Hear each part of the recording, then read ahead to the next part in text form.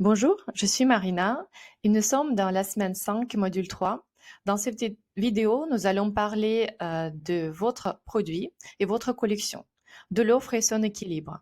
Comment créer le plan de collection et surtout comment organiser le planning sur l'année. À cette étape-là, vous avez déjà défini votre concept de marque et votre plan et objectifs pour un an. De la même manière, c'est bien de voir un plan clair pour votre offre et votre collection. Au début, je vous propose définir l'identité de votre produit et de votre collection. Cela veut dire mettre en évidence pour vous et votre client la particularité de votre produit et le caractère de votre collection globale. Ça va être un des éléments identifiants de votre marque. On parle ici de la spécialisation. Cette identité donnera à votre collection un contenu clair et bien construit et sera reconnu par votre client. Il donnera un cadre et une structure à votre offre. Je vous propose de regarder la carte Figma pour plus de détails ici. Identité de collection globale. Pour commencer, je voudrais vous parler de deux marques, Patine et Kaotao. La marque Patine, c'est une marque qui propose des pièces séparées hors saison, part pas du principe de la collection globale. Chaque fois, la marque il va prendre du temps, de 6 à 12 mois, pour développer une matière et des modèles avec, et il va les sortir au fur et à mesure. Donc, petit à petit, ces pièces séparées, ils vont créer de total look pour les clients. Ils vont créer une collection à la fin. Ce qui est intéressant avec la marque Patine également, c'est que cette marque, elle a commencé de travailler 100% en précommande. Au début, toutes les pièces, elles étaient lancées en précommande. Aujourd'hui, vous voyez qu'ils proposent les basiques en stock avec le temps. Mais par exemple, si on veut commander leur jean, qui est un de leurs best-sellers, vous allez voir que le jean, il faudra attendre le lancement de précommande pour les avoir dans votre dressing. Ce qui concerne Patine. Ensuite, une autre marque, Kaotao, la marque new-zélandaise. Cette marque, elle fonctionne tout à fait différemment. C'est aussi une marque éco-responsable qui crée tout à partir du coton écologique. Mais tout d'abord, il n'a pas de précommande. Toutes les pièces sont produites en stock dès le début.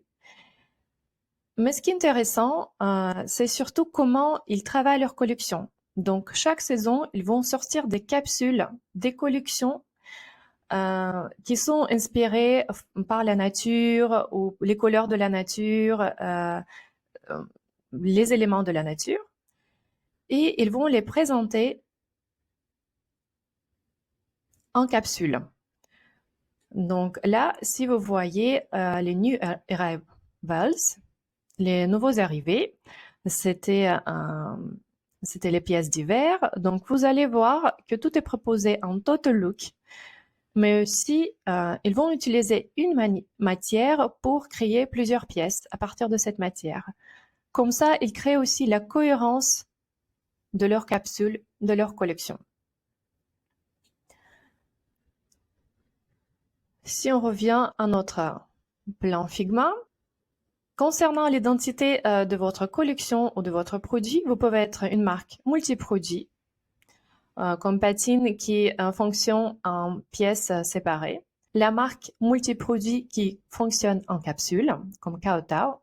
Vous pouvez être aussi une marque de monoproduit comme Katia Sanchez et proposer une famille de produits, comme Pull, par exemple. Ou vous pouvez aussi être une marque de monomatière comme la marque Cotley. Elle propose toutes les pièces en velours. Donc ça, c'est concernant les produits et aussi concernant le fonctionnement. Vous pouvez être une marque qui fonctionne 100% en précommande ou en stock ou mixer les deux systèmes, ce qu'on propose de vous faire.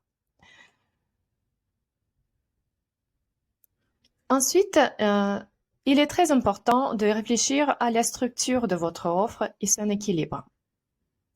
Ça serait la base de votre plan de collection. Donc ici, la structure de l'offre est composée de deux catégories de produits. Best-seller, autrement dit basique ou essentiel, et nouveaux modèles, c'est plutôt les modèles saisonniers.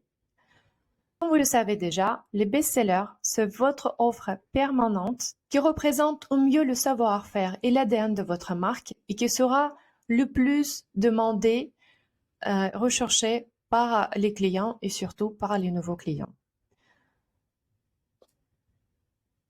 Concernant l'équilibre de l'offre, qu'est-ce qu'il faut faire pour construire l'équilibre de votre offre? Tout d'abord, pensez au pourcentage de chaque catégorie que vous lancez par an. Je vais revenir vers notre plan. Donc, on conseille de voir de 20 à 30% de best-sellers, un modèle évidemment, et de 70 à 80% de nouveaux modèles saisonniers. C'est les best-sellers, la collection permanente, qui va avoir le gros volume de ventes et aussi de rotation de stock. Et souvent, si vous trouvez vos best-sellers, ils vont faire 80% de votre chiffre d'affaires. Bien évidemment, au début de la création de votre marque, vous pouvez ne pas avoir les best-sellers. C'est avec l'expérience des ventes que vous en allez en avoir. Et chaque saison même, vous allez compléter la collection permanente avec de nouveaux modèles, sortant des succès, de nouveaux modèles, de nouveaux drops. Donc ça, on appelle le flux de best-seller.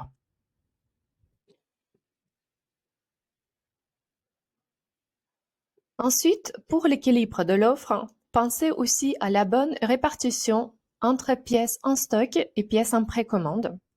Évidemment, développez des produits avec différents niveaux de prix, entrée de gamme, milieu de gamme, haut de gamme. Pensez aussi à votre panier moyen. Quel montant en moyenne pourrait être vendu dans votre collection chaque fois qu'un client passe une commande sur votre site internet? Si vous êtes marque de Total Look, c'est vraiment une approche qui augmente vos ventes. Donc, vous allez proposer plusieurs pièces que le client peut mixer.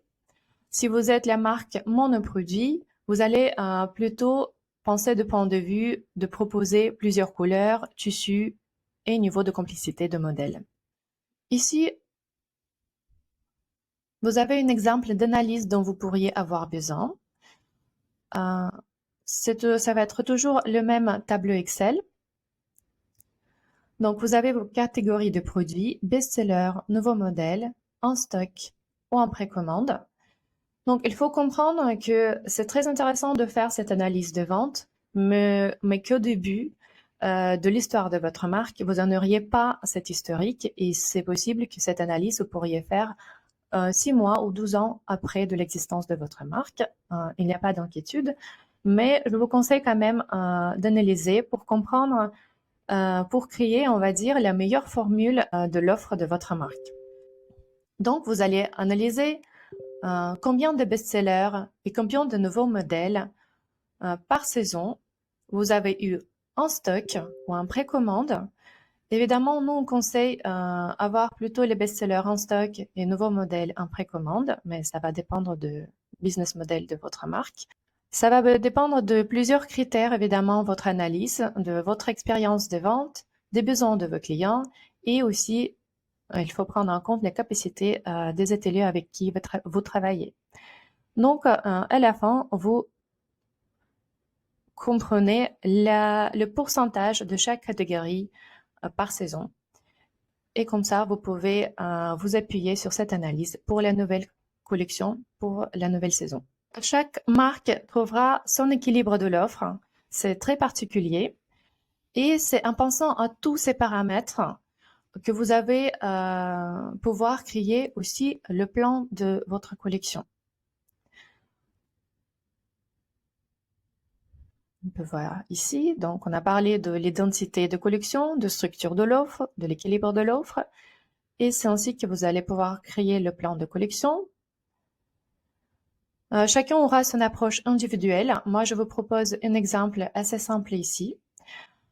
Ce que je fais, je pense c'est très important pour le plan de collection de partir à partir de la matière que vous utilisez dans la collection et ensuite réfléchir combien de modèles vous allez sortir dans un tissu et ainsi de suite. Et aussi, c'est bien de penser au panier moyen déjà en créant votre plan de collection. Ici, je vous montre mon exemple. Donc, ici, on travaille par saison ou par drop. Donc, ici, vous avez la matière, par exemple, denim, jersey coton, imprimé coton, tous les modèles que vous avez créés à partir de ce tissu, les jeans, les t-shirts, les jupes. Vous notez, est-ce que c'est un best-seller ou un nouveau modèle pour vous? Vous mettez votre photo, les prix. Vous identifiez aussi le niveau de prix. Et vous imaginez aussi les total look, comment les clients vont composer, vont mixer vos modèles. Tout ça, le total look, le niveau de prix, vous avez besoin pour justement comprendre votre panier moyen. Et ensuite, vous pouvez aussi noter l'atelier qui travaille, qui fabrique tel ou tel modèle. Concernant le plan de collection, si vous ne réfléchissez pas en termes de collection classique, on va dire collection globale par saison, mais plutôt en drop, en capsule, en pièces séparées, nous on propose vraiment de fonctionner par drop. C'est plus simple de gérer vos collections comme ça. Quand même, je vous propose d'avoir un plan global par 6 mois ou par an, justement pour avoir la cohérence stylistique, avoir cette cohérence de marque qui sera retenue par votre client. Donc pour moi, c'est vraiment essentiel de planifier votre collection et de la construire de cette manière pour contrôler et prendre en considération plusieurs éléments dont nous avons parlé ici et aussi pour présenter l'offre cohérente à votre client. Ça, c'est très important, la cohérence. Donc, nous avons parlé de la cohérence de la collection globale et maintenant, nous pouvons passer au planning annuel de ces collections et de la gestion des drops tout le long de l'année. Qu'est-ce qui permet ce planning? Premièrement, rythmer le calendrier de votre offre sur le long terme. Deuxièmement, gérer la production de vos collections et drops au cours de l'année et l'optimiser. Surtout, ça vous permet aussi de l'optimiser, la production. Tout d'abord, configurez votre mix de critères pour construire votre planning de collection. Dans le même fichier, je vous propose les critères. Combien de campagnes de vente vous avez par an? On propose de 5 ou 6 lancements. À quelle fréquence? Combien de semaines pour la production? Combien de tissus et de modèles? Combien de modèles par drop? Quelle est la meilleure période de vente en fonction de chaque catégorie de produits? Comment vous gérez les saisons au sein de votre marque et comment vous gérez le flux de production et le flux de vente pendant une année? Là, je vous propose de voir la carte Figma pour avoir un schéma du planning. Et ensuite, dans le même fichier Excel, vous allez trouver le planning annuel des collections et des drops. Et il y aura la vidéo explicative de ce planning à part que vous pouvez visionner ici. Donc, là, pour vous montrer le schéma du planning, donc on va partir, on parle quand même des saisons, automne, hiver, Noël, printemps, été et high summer, donc c'est les mois de juin, juillet. Les matières, les modèles, best-sellers et nouveautés. Et ensuite, 3 campagnes. Campagne de teasing, 3 semaines. Vous pouvez ne pas avoir cette campagne de teasing pour les best-sellers. Campagne de précommande, 3 semaines. Souvent, les marques proposent 20% pendant cette campagne de précommande. Et ensuite, la période de production qui peut durer, selon les marques et selon les ateliers, de 3 à 9 semaines. Et si votre client il a toujours une possibilité de commander les modèles pendant la production. Pendant la période de production, vous pouvez proposer une petite remise que font souvent les marques sur le marché. Et ensuite, vous avez la période d'expédition pour les modèles en précommande ou de vente pour les modèles en stock.